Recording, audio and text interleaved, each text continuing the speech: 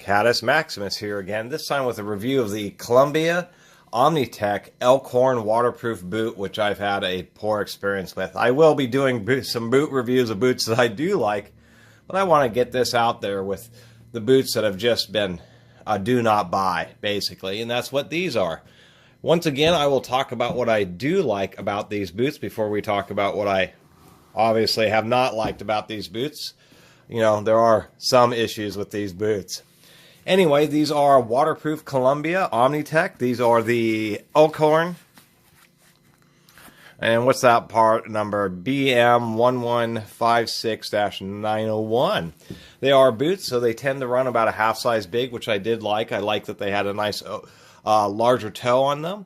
They seem to be pretty darn well built. You know, we do have a leather wear on the tongue. It does have a properly sealed tongue for waterproof. It is waterproof, but they also do have a tall tongue, so if water goes over the top of the boot, that it doesn't immediately soak in, as well as keeping dust and dirt from getting all over the inside of the shoe and thus your feet.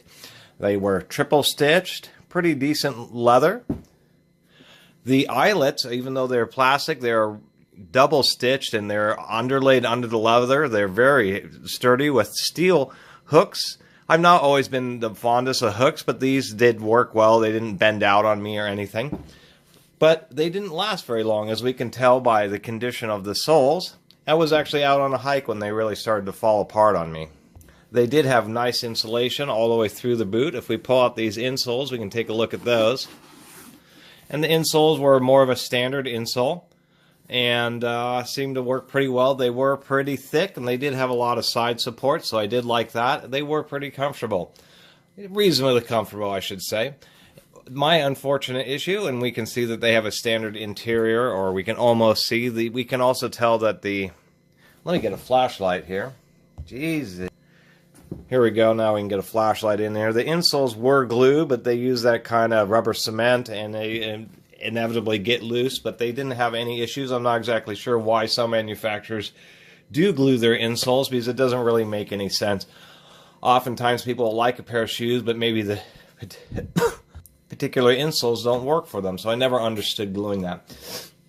Anyway, this is a pretty fast review of these, just because I had high hopes for them, and what I really started noticing is on the inside of this shoe, it really started to peel away, and so I wasn't, I thought, okay, I'm going to put some glue in that, and I'm still considering gluing these, but it's just a hassle.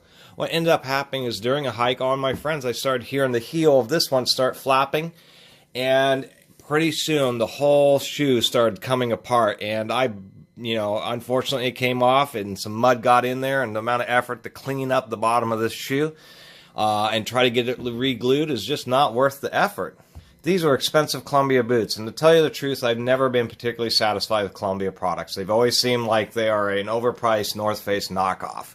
Easiest way to, they're not close to Patagonia or North Face or any of those brands. I mean, Columbia is notorious for their titanium jackets that run $300, $400, $500, and they're just not worth the money. Not at all. I mean, buy a YouTuber's clothing. It'll be better quality than a lot of Columbia stuff, and that's been my experience of just not really holding together. Some people have had great luck with it. With me, absolutely not.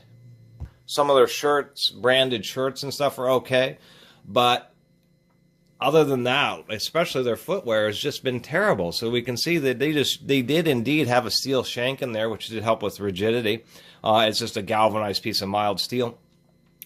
They do have some additional foam padding in the impact surfaces on the front and the back. So they were kind of trying, but trying to cut corners, they use inferior adhesives, and this whole thing just fell apart, which is really a shame, because it really is it's not a marketing decision, it's an engineering decision to use a lower quality adhesive and save a few dollars. And really, there's plenty of boots. I've had boots for 10, 20 years, a real long time, like Chinooks, where you never have to worry about the glue. Yeah, they're not stitched down or a Goodyear welt, but never. I mean, this is one of the few pairs of boots that something this catastrophic has happened to. But why would I ever try to buy another pair of Columbias if this happens? I'm going to be worried about the whole sole just falling off on hardly used boots. And I've had a lot of boots over the years. Danners, I've had Old West Coast.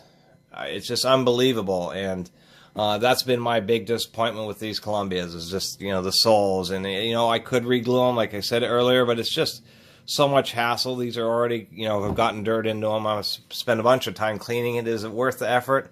No, I have a lot of other boots. It's just, I'm not going to make this mistake again. Anyway, that was the end of this review and my rant about poor quality and falling apart Columbia boots. There will be plenty of boot reviews of boots that I do like, but I did want to get this information out there first because I figure it's more important. Somebody sees some of these Elkhorn boots, and they may say they're pretty nice. They may see them on sale for $50, and then they'll be out in the middle of the woods or in the snow or whatever they're doing, and start having that sole come off. Oh my God, that's going to be a nightmare.